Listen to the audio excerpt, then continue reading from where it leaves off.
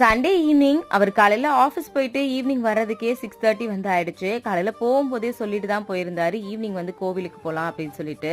நாங்கள் பிளான் பண்ணியிருந்த கோவில் வந்து வேற. இவர் ஈவினிங் வர்றதுக்கு லேட் ஆயிடுச்சு அப்படின்றதுனால சரி பக்கத்தில் இருக்கிற சுடலை மாடசாமி கோவிலுக்கு போயிட்டு வந்துடலாம்னு சொல்லி கிளம்பியாச்சு. இது நம்ம வீட்டில் இருந்து ரொம்பவே பக்கம் தான், வாக்கபிள் டிஸ்டன்ஸ் தான் சொல்லலாம்.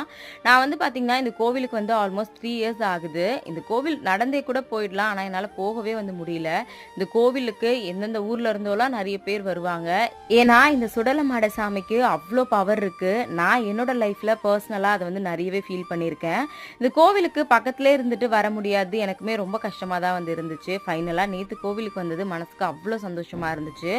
கோவிலுக்கு வந்து சாமியெல்லாம் கும்பிட்டு முடிச்சுட்டு அதுக்கப்புறம் பிரசாதம் வந்து கிடைச்சிது, அதையும் வாங்கி சாப்பிட்டுட்டு ரொம்ப நேரம் கோவிலே வந்து உட்கார்ந்துட்டு இருந்தோம். மனசுக்கு அவ்வளோ வந்து திருப்தியா இருந்துச்சு. சண்டே அப்படின்றதுனால கூட்டமே ரொம்ப ஜாஸ்தியா இருந்துச்சு. கொஞ்ச நேரம் கழிச்சு நாங்களும் கிளம்பிட்டோம்.